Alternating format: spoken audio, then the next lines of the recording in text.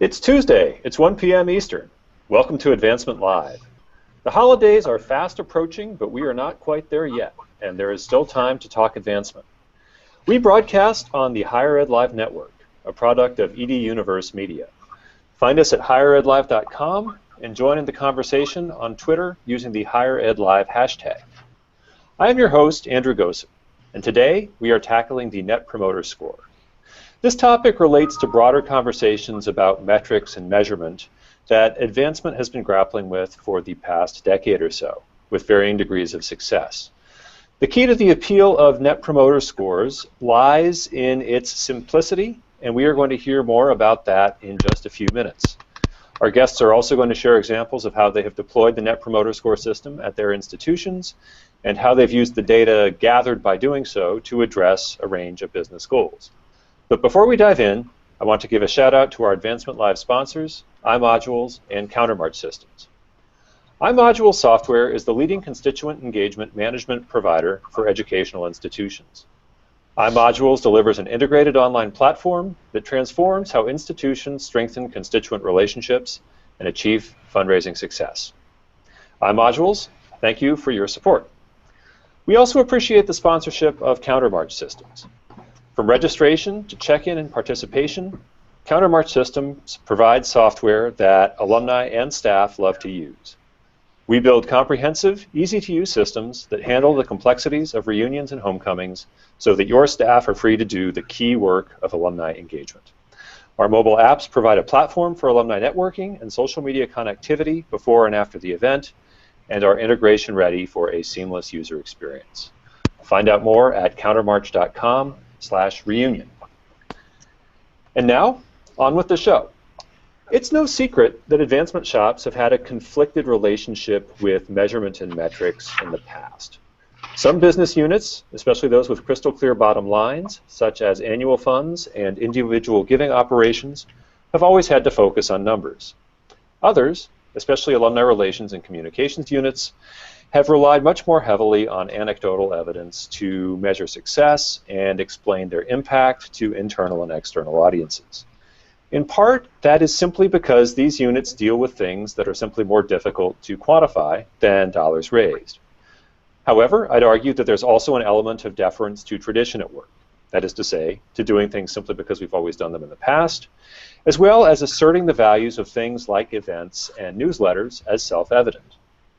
In a world in which senior leadership is keeping increasingly close tabs on bottom line and ROI, this sort of stance is increasingly untenable. Moreover, refusal or inability to collect data makes data-driven decision-making, say that 5 times fast, impossible, thereby impeding an organization's ability to refine its strategies and compete effectively in a world in which other nonprofits are using increasingly sophisticated strategies to compete for the attention and the philanthropy of our constituents. But how do you measure things that aren't easily counted? How do you work towards a data-driven culture in an environment that has not always appreciated or welcomed metrics? How do you know that what you're measuring is meaningful? Is this possible without getting deep into complex statistics and the nuances of sophisticated survey design? The Net Promoter Score offers a way to address these challenges, and today's guests are primed to help us learn more. First up, we have Jennifer Cunningham, who is Senior Director for Metrics and Marketing in Cornell's Office of Alumni Affairs. Jennifer's job is to arm her team with the data they need to make smart business decisions. Jennifer came to Cornell in 2007 to serve as Director of the Cornell Entrepreneur Network, and she moved to her current position in 2009. Previously, she ran a copywriting and resume writing business in Seattle and worked at advertising agencies on accounts including Microsoft, MasterCard, AT&T Wireless, and Lowe's Hotels. Jennifer, thanks for joining us, and welcome to the show. Hi, thank you. To start with, could you tell us what the Net Promoter Score is and how it works? Sure. So the Net Promoter is a way to measure more qualitative pieces of information that you'd like to know. For decades, our industry has talked about what we call friend raising. And in the world of big data, that's not very satisfying anymore. Neither is just measuring things based on the quantity. How many people attended or how many did this. We also want to look at the quality of those interactions. So about 10 or 12 years ago, the company Bain Consulting came up with the Net Promoter. A gentleman by the name of Fred Reichelt, who is one of their partners there, was asked by some of his clients to measure the value of customer loyalty, and this is in the private sector, to look at, if you love a restaurant, for example, and you tell everybody about it and you're raving about it, you go there all the time, what is the monetary value of that? And so they crunched thousands and millions of data points from thousands of companies to find, based on customer satisfaction surveys and the like, was there a simpler way to do this? Was there a kind of trigger that would show, if we just ask this one question, what could we figure this out? Could we tie customer loyalty to profits? And lo and behold, they came up with that. They call it the ultimate question. And the question is, based on your experience, would you recommend this to a friend? And then they ask the question, why? So there's a little calculation that goes when people answer based on this experience, would you recommend? 0 is I would not recommend at all. 10 is yes, I would highly recommend. You do a little calculation and you get a score. So we started using it because, in part, we wanted to know the value of some of our events. Was there one score that we could use across, say, homecoming and a trustee meeting? Generally, those are sort of apples to oranges, but this score levels that playing field and lets us know how we're doing. And we can measure that across years. We can measure it across program areas. And so looking at also the amount of resources we have. Of course, we're a nonprofit, and we don't have a lot of resources like a lot of people listening today. And it was a metric that we could use very, very easily, quickly. We just set it up in SurveyMonkey, and it gave us immediate feedback from things. So that's what it is, and a little bit of the history of why we started using it. So could you run down for us what you do with the data once you get it in from a whole series of individuals as it pertains to a particular event? Right. So you send out a survey, and then you get the survey results back, and you calculate the score. And the score is just one piece of it, though. The rest of it is, why did you answer that way? And that's really been the most valuable part of NPS for us. So you take the people who respond highly, and you subtract from that the people who are. Oh, right. So you want the math. So Sorry. The math is the percentage of people who answer 9 or 10. We call them promoters, minus the percentage of people who answer 0 to 6, and we call them detractors. So detractors are people who are running around saying, don't go to these events, they're terrible, I would not recommend them. The promoters are people who are out there telling all their friends to come. They're generally connectors, they love you, they're your best friends. And then the passives are the people in the middle, the 7s and 8s, who, it was fine. They often the passives usually answer questions with, it was great, but. Whereas the promoters just pretty much unconditionally love everything you do. We love the promoters back, because even when we do make mistakes, even when an event or an activity is not perfect, the promoters love you so much that they're just willing to say, that's okay, it was a little hiccup. The detractors are people who feel very, a lot of times they're offended by something that went on. There was something that they just couldn't get over, that they were really upset about. And so what we do is when we do our event analysis, is we divide people into those 3 groups and look at what is it that the promoters are saying, what did we do really well, what should we try to do well next time, and then the detractors, how do we turn them around, and then the passives, how do we get them to love us? They like us now, but they're not super loyal, but they could be because they like us. So how do we get them more engaged? So on the surface, it sounds like there are at least 2 really attractive aspects of this approach to measurement. The first is that it's asking people to think about an applied scenario in which they might act upon their experience at the event. It's not hypothetical. It's not what would you have done better if you planned it yourself. It's right. Sort of, would they take this step? And the second is that from a user experience, it's extremely easy. I mean, I've seen, and I'm sure you have as well, these elaborate surveys that you get after some events that would take 15 minutes to fill out if you were actually to sit down and start in that process. Right. And a few people actually have the patience to do that. Right, right. And that was one of the most attractive things. When I first got here, we were paying about $300 per survey. And the survey, and this is just after like a networking event, and the survey was about 20 questions long, and it asked about how was the food, how was the speaker, how was the location.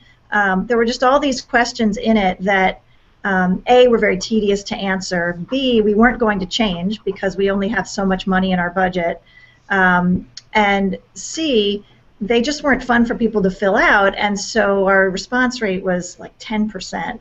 And we weren't doing anything with the information. That was the big part of it, is that if you're, longer surveys are okay if you're actually going to use the information and you're going to circle back with people and tell them, thank you, based on your feedback, here's what we're going to do. But these were all questions that we just weren't doing anything with. So we cut it down to 4 or 5 questions, and it just makes it a lot easier to administer, easier to for people to take. Had you been aware of the Net Promoter System prior to moving into your current position, or was this something you found as you began to look for a metric that would help achieve some of these goals? Yeah, so I actually heard about it through a friend of Cornell through the hotel school, so a woman that sits on the hospitality research board of our hotel school that was the executive marketing, chief marketing executive for Four Seasons Hotels, which uses Net Promoter. And I actually was featuring her at some of our events, and she was talking about customer service. So I learned about it through her, and then took her out to lunch one day and started asking her more about it. Around the same time, I heard a presentation at Stanford by one of their alumni relations people, and it just sort of was this perfect storm of aha, that this is something we should be doing. So Barbara, the woman that introduced us to it, actually put me in touch with a guy who invented NPS, and Fred at Bain, and he's just starting to study the nonprofit world and how NPS works in that. So I've been working a little bit with him and his team on do all of these great studies that prove loyal customers mean more profit. Do they translate to the nonprofit sector? And after a couple years now of working with them, we've found that it definitely does. So we started doing it with just events because that was the easiest thing to do.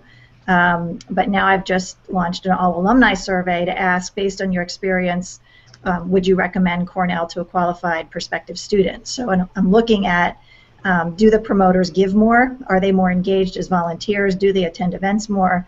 And on the other side, do the detractors not give as much? And I'm finding, I haven't completed all the entire analysis yet, but it is turning out to be that is the case, that these things are correlating very nicely. What are some of the issues that come up when you're trying to take a tool that was developed in the context of the private sector and then apply it in a nonprofit environment in which you can argue either students and alumni are our customers or aren't exactly customers, but that's a question that's at least worth discussing. What are some of the challenges of applying a tool from one sector to the other? It's more internal than anything else. When I say to our alumni, this is the tool that Zappos.com and Wegmans and Verizon and Four Seasons, and there's thousands of companies that are using this, and I'm starting to cite nonprofits as well, Teach for America, Donors Choose, several higher ed institutions.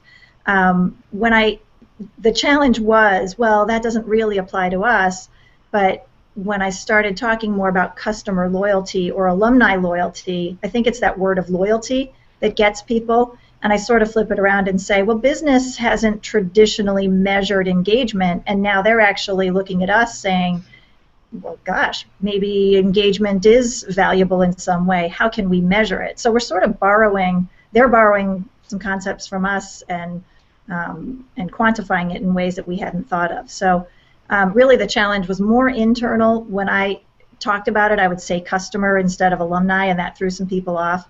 But then when I started spouting some of the brand names, people seemed to get it. And I like the notion of the nonprofit sector having something to give to the private sector in addition to vice versa. It feels to me like there's an increasing tendency for brands to talk about trying to use marketing and customer service to create a lifelong relationship between the brand and the consumer. And of course, lifelong relationships is what we've been doing well in advancement for over 100 years at this point. So it stands to reason that there might be some productive overlap here. Right, and what's also interesting is looking at the other nonprofits that are using this, we have a distinct advantage in that, we have 250,000 alumni at Cornell, and whether they like it or not, they have degrees from us, and they are tied to us for life, versus something like that's not good, like something like the Red Cross. They don't necessarily have people that they can say, you are a Cornellian. They're constantly trying to get new donors and new volunteers, as are we, but our pool is, we've got those parameters, so we're sort of lucky in that way. So it sounds like NPS is a clean and simple concept that you can wrap your head around reasonably easily. What are some of the infrastructural elements that need to be in place to be able to begin to deploy NPS? Yeah, so that is the beauty of it, is all you really need is a survey tool, and we are still using SurveyMonkey, but Cornell also purchased a blanket license for Qualtrics, which is sort of the Ferrari of survey tools, so I've been using that a lot more. You just need a survey account and a little bit of training on how to set up the surveys, and actually I've put together some tools that I'm happy to share with anybody if you just send me an email or a tweet that outlines, here's how you set up a survey, here's a good email to ask people to take the survey, here's some tips and tricks for getting back to people once they answer the survey, what is the closing the loop of the survey respondents. So I have a lot of those tools already set for people, but that's about it. And Excel, you need to learn a few different tricks in Excel, and then you're up and running. That sounds much less complicated than many competing systems. Yes, and I do love statistics, but looking at some of the algorithms and regression analysis and predictive modeling and all these things, this is a lot easier, and I found that the results are pretty telling. So I'm going to stick with this for a while. Fantastic. Jennifer, thank you so much for that introduction to the concept and the overview. For a complementary perspective, let's now turn to today's second guest, JT Forbes. JT is the Chief Executive Officer of the Indiana University Alumni Association, a global organization that brings IU alumni together to serve one another and their alma mater to enrich the personal and professional lives of Indiana's 580,000 living graduates. Prior to his appointment, JT served as director for Cummins Incorporated and as a principal private sector staff member of the U.S.-Brazil CEO Forum, chartered by the two governments to foster stronger commercial ties and expand opportunities for the citizens of these two great nations. The majority of his career has focused on higher education marketing, public affairs, and government relations. JT, welcome to the show, and thanks for joining us. Great to be here. Thanks for having me. So JT, could you tell us about how you encountered the NPS concept for the first time and decided that it was appropriate for what you're trying to accomplish at IU? Sure. We learned about the Net Promoter System on a benchmarking and best practices exchange trip to Stanford. We were looking to understand how really to assess the efficacy of our programs and the impact of our programs, and they introduced us to the idea, and we set to work over the course of a year to start using it. What sort of reception did you get at IU when you first started talking about implementing a system like this? Really similar, I think, to what Jennifer was explaining, where there's some resistance from the institutional researchers who wanted a more complex set of metrics to assess what we were doing. Also, people just didn't understand what it was until you reminded them that they ever bought anything from Amazon or Zappos or rented a car. They've probably used the product or the tool. But once we got going, the simplicity of it and the ease of use and the habit of a closed loop feedback is really made a difference and led to quick acceptance and adoption of it. Could you tell us a little bit more about the learning curve as your organization got used to it? How much training did this require, and how much infrastructure did you have to have in place to begin to implement? Well, we had most of the basic infrastructure in place. We were doing follow-up surveys after our events. Our focus currently is principally on events. We are also doing some work now with members to see how we're scoring with them generally about their experiences. But so we just basically, it made things easier because it was 2 questions, not 15, and also our response rates have gone up. We're at about 40% right now. We'd like to get it higher, but we think that's a good first start. And where were you initially with the response rates before implementing this? We were at double, somewhere between 8 and 10% usually. Wow. What we're doing. And then the other part is just building the habit of the closed loop feedback. Having staff on the phone to follow up with detractors and assess what we could be doing better, differently, or not at all. That was part of it. Also, I think the other part we did is that we're using it to drive investment and program assessment. So it got everybody kind of focused. So it was pretty easy to do, and so far so good. We're still only in the second stage of doing this, the second year, but and we're just really getting more aggressive on the follow-up and feedback. So can you give us some concrete examples of what the follow-up is like? Sure. Well, basically we see what people have commented, or if they've scored low or in the low end, and we basically call and find out what we could do. In one case, we actually are getting out of a program because it was scoring very low overall, and so we know we needed to look at ways to improve it. But what we found is some of the things that weren't going well were factors we couldn't control. So we said, well, it's not generating the revenue that it needs to, and it's not generating the satisfaction level. And if we can't fix the things that people say are leading to the low scores, maybe we need to regroup and do something else where we could do a better job. It's also helped us see that really we're a large institution, and in large institutions there's this temptation to think that volume is more important. Large numbers, large crowds are what you want to use as an assessment. And what we found really is the most effective things we're doing are in groups of 10s.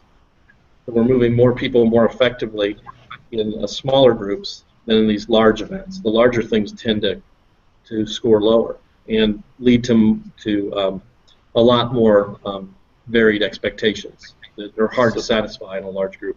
Well, that makes sense. If you have a more homogeneous group, you can actually hone in specifically on what that group is brought together for and hopefully deliver a better experience. Which ties really well with our marketing strategies to do more micro-community development. So, and that's really, it's done so much to help us really have a more disciplined and targeted approach to what we do. So this sounds like data-driven decision-making at its finest right here. How about at the opposite end of the spectrum, when you're dealing with people who are not the strong detractors, but the people who are the real promoters? Have you had any experience talking to them and figuring out what sorts of things are so effective that you want to try to franchise the idea and move it into different program areas? That's really an interesting thing. We've been so focused on trying to move the scoring up by addressing the problems. That's a good suggestion. I'll take that back to the team. Great. Do you consider NPS to be primarily an internal metric, or could you imagine yourself ever sharing this with a board or with volunteers? Oh, we already do. You do. Let me rewind on that. All of our programs have to operate on a net basis. They have to generate net revenue, so they've got to operate financially at break even or better, and they also have to produce strong net promoter outcomes. Now, not necessarily on the first outing, but certainly over time, we want to see growth and improvement with what we're doing. So we've actually eliminated programs based on, as I told you before, we've eliminated one program because we can't control the factors of quality that we want, and it was generating the lowest net promoter outcomes of anything else we did. We've taken those dollars and reinvested them in things that have higher impact. And the board looks at it. My president, the university sees those scores, and it's just part of our organizational life, really. It feels like that might also be a talking point for engaging with people who are upset that you've done away with a particular program. For instance, if you can say you actually have hard data that indicate that this program was not meeting the goals that it was designed to achieve. that makes it feel less like a random bit of Right. Sort of bureaucratic happenstance. Right. Facts help, even if people are emotionally tied to things that they've always had. But yeah, certainly, that's certainly really helped us do a lot of change management, because we've reduced our budget by about 1.6 million and our FTEs by about 19 over the last 5 years. And that's really helped us do that in a way that keeps what alumni really want, need, and expect, and our own performance at the core of what we're doing.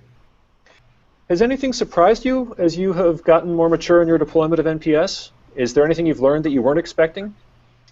I think it's still early for us to really make real hard conclusions. I think the one thing we've learned, especially the staff, is, from an investment standpoint, I'm much less interested in our overall score as I am in seeing improvement over time and in what we learn from the feedback.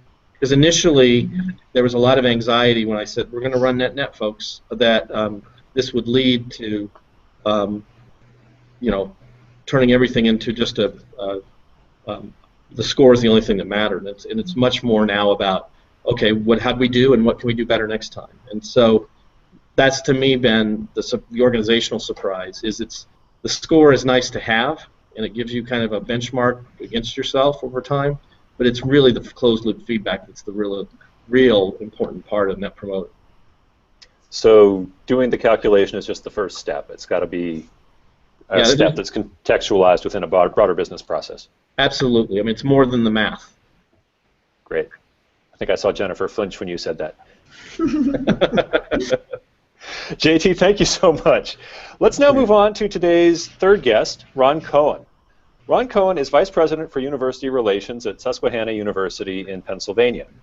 After leading 2 successful comprehensive campaigns there, Ron and his colleagues have spent the last 2 years reframing the advancement program around broad and holistic constituent engagement. Susquehanna's efforts to involve alumni in more consequential ways are producing stronger and measurable results in student recruitment, outcomes, and advocacy, as well as fundraising. All of these areas are setting up as having public goals within the university's next truly comprehensive campaign, which expects to launch in 2015. Ron, welcome to the show. Thank you, Andrew. Glad to be here. So let me start off with the same question as I posed to JT and Jennifer. How did you first encounter the Net Promoter concept and decide that it was appropriate for you? I first encountered the tool as part of a research project that I had the good fortune of taking in 2011, where I had some time away from the university for some focused work. And one of our alumni board members, similar to Jennifer's experience, was with a company that used NPS, financial services organization, and he said, you ought to check this out. I was curious, and I ended up talking to a couple of people at the organization who actually ran the tool, talked about how they used it, and when I asked the question at the end of the conversation, do you think there are applications in the work that we do here in colleges and universities, they both responded at the same time and said, absolutely. So we were off to the races at that point. And could you tell us more about how you're actually using it at Susquehanna? I can, and we've actually used it in ways that are different than Jennifer and JT. I had a sense that there might be some larger strategic value in the tool, and so rather than take it to events and event evaluation, Susquehanna is a tuition-driven institution. Student enrollment is a pretty important dynamic here, and so we know that so many of our students come by way of the good word of other alumni or parents or what have you, and so we know the value of a referral, and so we developed the survey, which we've now done twice. We do it in sort of a large-scale fashion, and we built the ultimate question around well, we put it out this way: on a scale of 0 to 10, how likely are you to recommend Susquehanna to someone you know who's in the college search process? So similar to where Jennifer and Cornell are going at this point. And then we have chosen to execute the survey through our student calling program rather than electronically, which we think has some additional benefits that have nothing to do with data and everything to do with helping students understand and become comfortable being in conversations with alums. So how does the closed loop system work out in your use case? It feels like it's one thing to call somebody up after an event if they have trashed the event on the survey and ask them what the problem was. Mm-hmm. The prospect of asking that same question in the context of a 4-year undergraduate educational experience, that feels like there's a much broader potential range of responses. There is, and although not entirely surprising to us, was that as we started to do the work, our NPS comes in, I hesitate to say at a high place because I don't know of other institutions that are asking the question yet enough in order to establish a benchmark. But we have far more promoters than we do detractors. And so our exploratory work off the survey has been more about how do we leverage the promoters in ways that are good for the institution, and in particular around the recruitment question. And that's especially interesting when you think about the good that alumni who have already self-identified as promoters could do representing the institution, not only in formal contexts like college fairs for the sake of argument, but also in sort of online forums like Unigo and College Confidential, where you've got a lot of people who are talking about college, prospective student to prospective student. I know lots of alumni oftentimes end up in venues like that representing the institution. Exactly, and I think to a large extent that sort of activity isn't captured or tracked, or at least it hasn't been. And I kind of think that's where the value is here in being able to understand, in particular with promoters, who are they, what makes them that way. The range of answers to the question, why did you give the score that you did, is interesting. And then what do you do with it in order to generate activity that's productive? How did your staff respond when you initially broached this idea? I think generally the response has been good, and in part that has to do with the first line of staff having been our students in the calling program. And so when you think about undergraduates who have spent a lot of time trying to get through to an increasingly smaller pool of graduates around a fundraising question, then being presented with an opportunity to try to connect with alums around a much different question, they got pretty excited about that. And we've run the survey in March each year, so it's been a lift, and I think the students have gotten the value, or they're understanding what is waiting for them when they get to the other side of the equation here. I also think we've started to see some cross value in the information that's coming back, and so just as a couple of examples, on the fundraising side, we have alumni in our database who, for some reason or other over time, have been coded with a do not solicit or never giver out of a contact that was, in many cases, unpleasant for a student. When we see 9s and 10s coming back on the response to this Net Promoter question, it opens up some possibilities that may let us find other doors into conversation with them.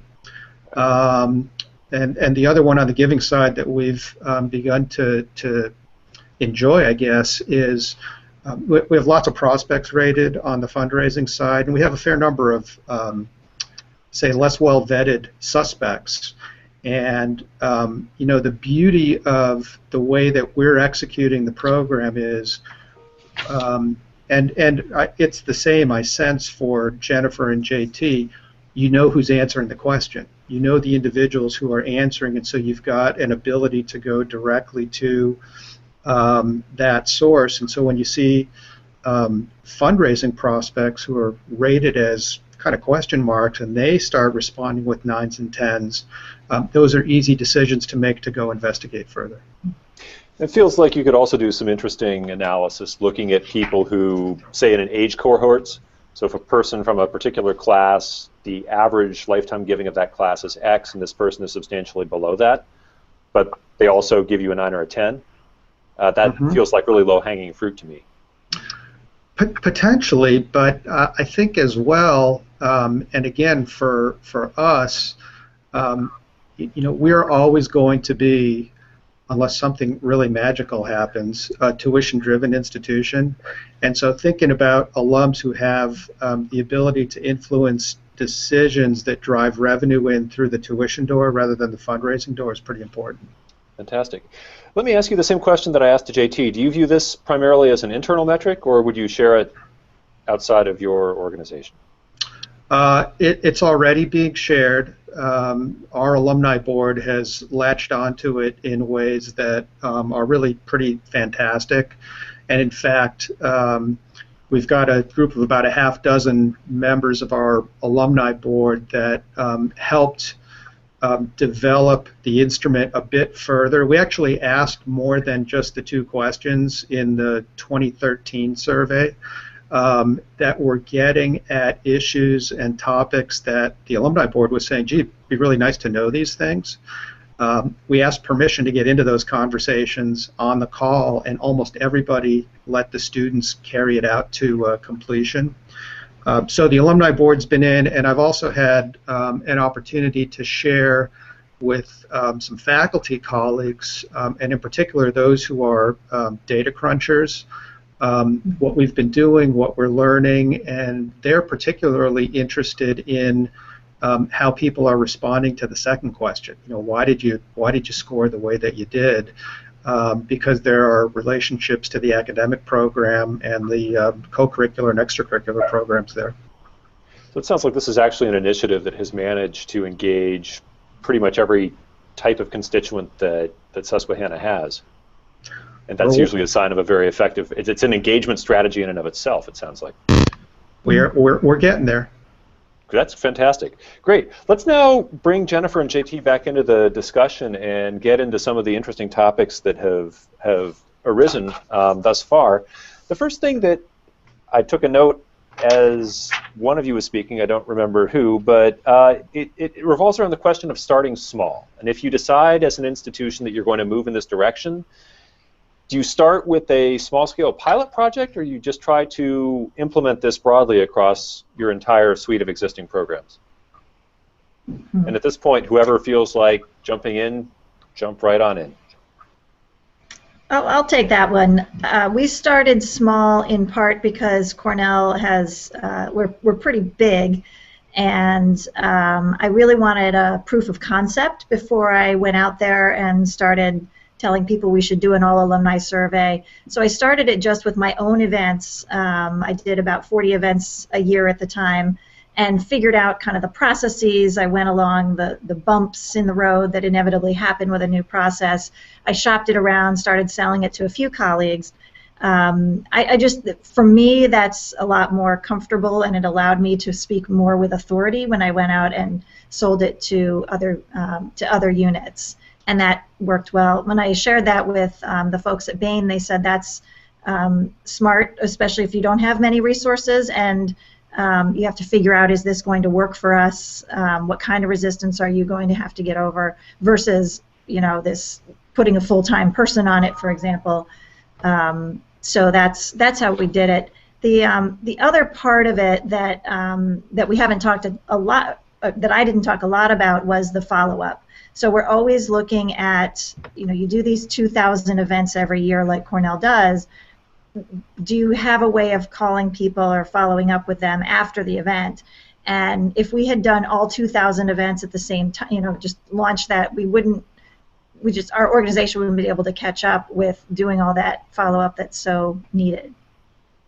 Yeah, I agree. I think you're best to start small. I mean, in our case, we started with the 25 signature events, the highest priority things that we do, and for the same reasons to build our strength to do that. Indiana University is a very large, decentralized place with 8 campuses, and each has its own staff running alumni programs, and you also have 28 large schools that are doing their own thing too. And so we wanted to model the behavior and build the muscle to do this.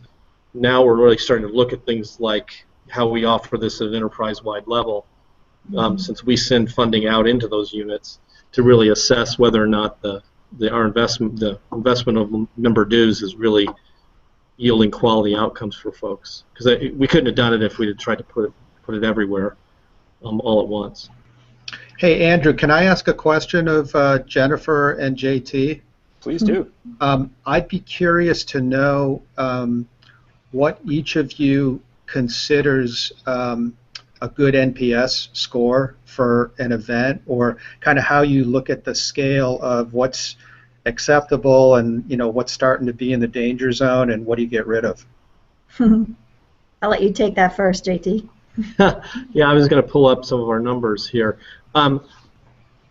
Again, for me right now, we're benchmarking against ourselves, so I want to see improvement over time. And again, we're just in the second kind of cycle, if you will, the second year of doing that. So I don't have a hard and fast number in my mind yet because I don't think we have enough experience over enough events to really make a real judgment about that at this point. That's the kind of things that I'd like to see happen by getting a lot of schools to get together to share practices, because I think that would also be a good way to accelerate some of the benchmarking that we could do to decide, what is the danger zone. Yeah, and I look at it, when we first started doing this, our average was 53, and then the second year we looked at it was 60, and last year it was 63. So similar to JT, I'm more concerned with improvement, and what I find interesting is that we haven't added millions of dollars to our event planning budget or anything like that, unfortunately, but our NPS has gone up, and I attribute that to giving feedback to our program managers over time, and after every staff-driven event I'll give them a little report that gives them their score and shows them what people were saying about it so that they could learn from each event. And then I also look at things like our webinars tend to get in the 30 to 50, which is okay.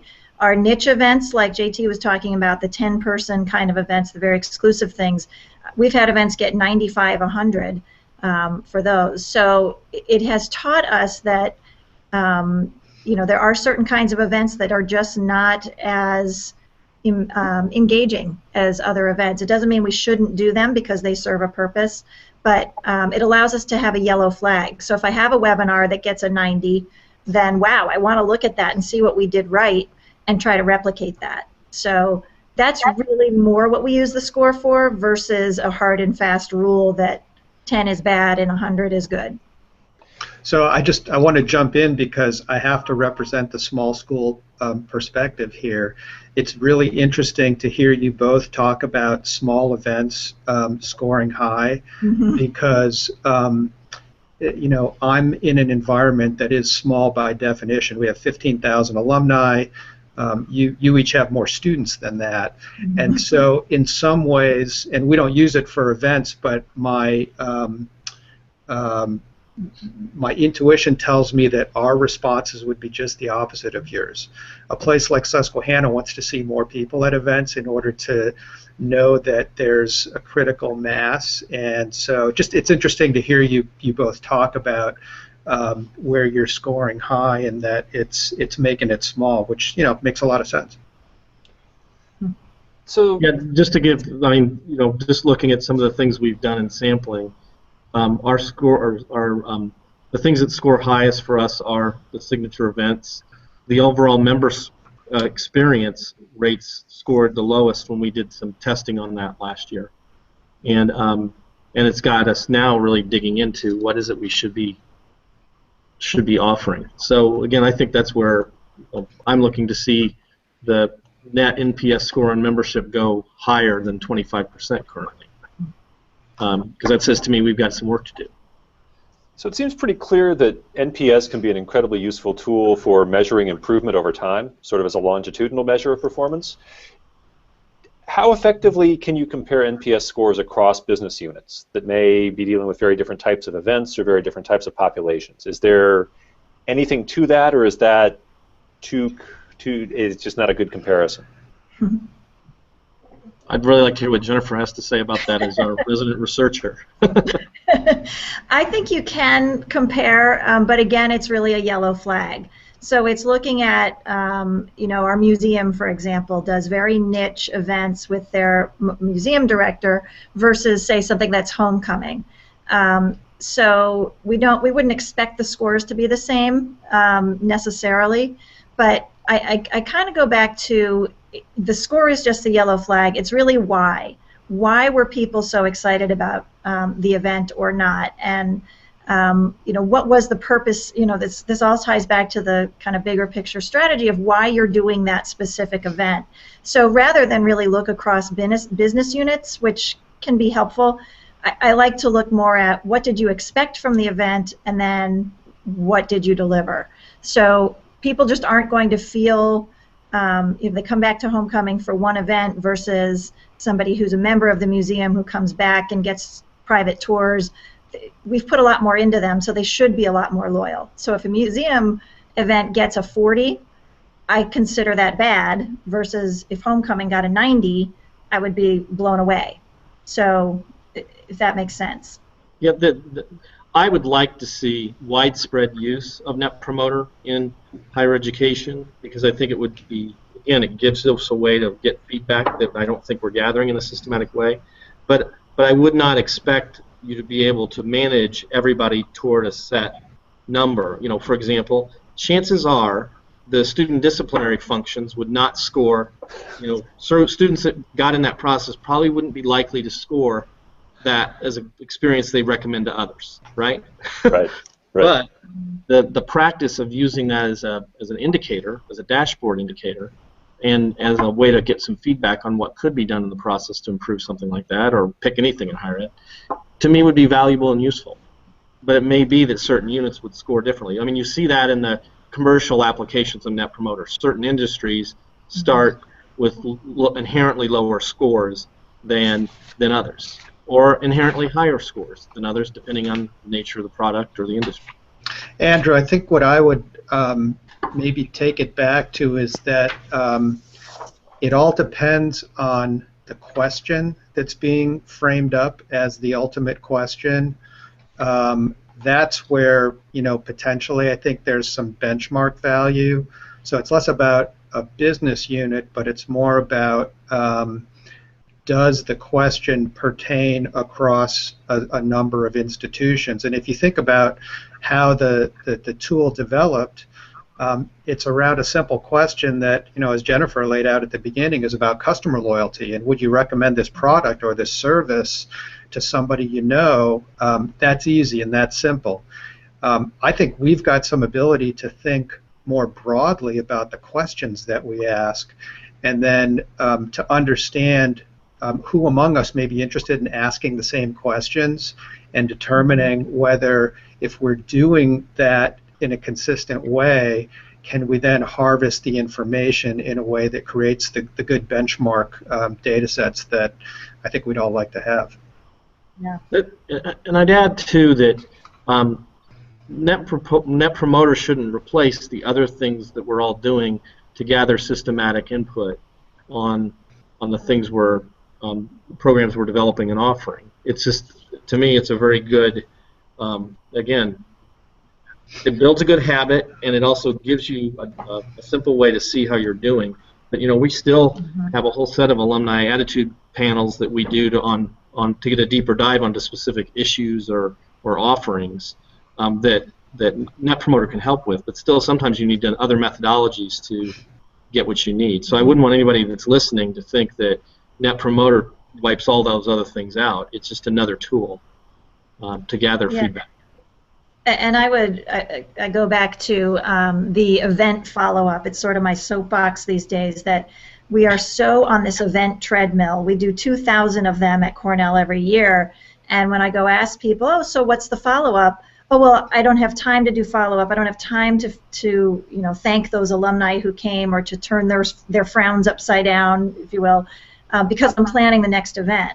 Well, what are you planning that for? You're trying to engage people, but now you just did this event and you upset, these 10 people who came.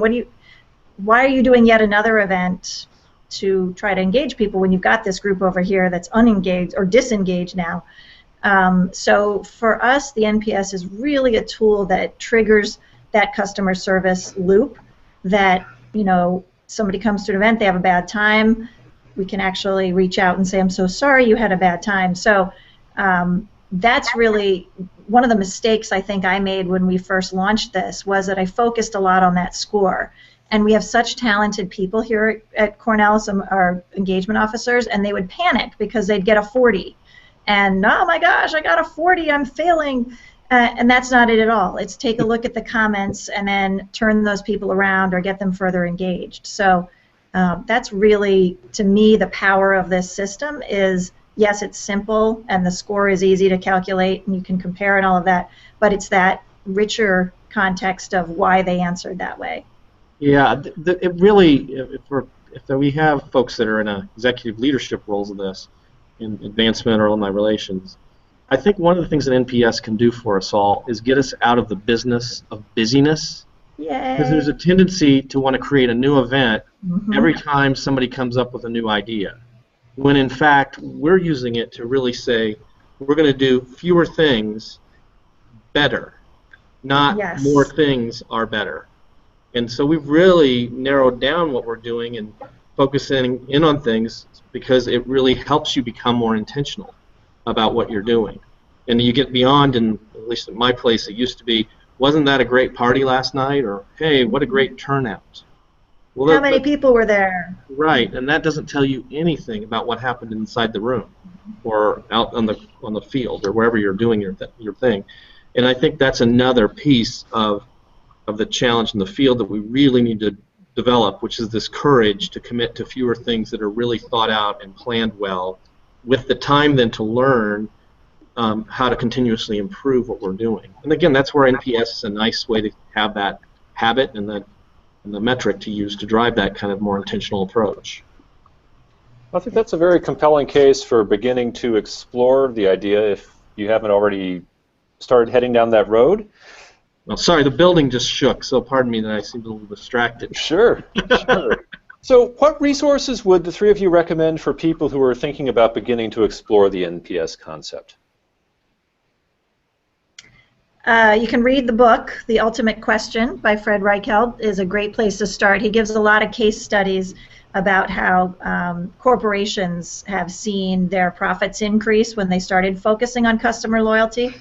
And I have some resources here at Cornell that people can look at. The netpromotersystem.com is Bain's website. So again, they've got a lot of resources on there that people can look at. We're actually thinking about doing a conference, just kind of throwing together some presentations and people to talk about this in higher ed, and I'd be happy to send out that a little bit of information about that. I'm always happy to talk to people about it as well, so that's all I got. JT or Ron? Same ditto. I would default to JT's comment. I think you need a little courage. It's still new, and you may not understand exactly what you're going to find or get into, but I think in general, being in dialogue with alumni is a good thing. You're going to learn something, and that ultimately is what should make us all more effective in the work that we're trying to execute. Yeah, there's probably alumni that you have that are using this in the private world. So I've actually have a few that have approached me that wanted to help. So that's another source. Any final words? We're coming close to the end of our hour. Well, I hope people recommend Higher Ed Live to a friend, because this has been a lot of fun. Fantastic. JT, Jennifer, Ron, thank you so much for joining us this afternoon. It's been a great conversation. I always appreciate it when guests begin to discourse amongst themselves, and you guys certainly have accomplished that. I think this conference you're talking about sounds like it would be productive and engaging. And I really appreciate the time you've taken to share your thoughts on this emerging topic with the Advancement Live audience. We're now at the end of our hour. This is the last episode of Advancement Live in 2013. We will be back in January with new topics and new guests. Once again, thank you to our sponsors, iModules and Countermarch Systems. As always, you can watch more shows from Advancement Pros on the Advancement Live archive located at higheredlive.com. Thanks to everyone who tuned in live, and see you next time. Bye. Bye, everybody. Thanks.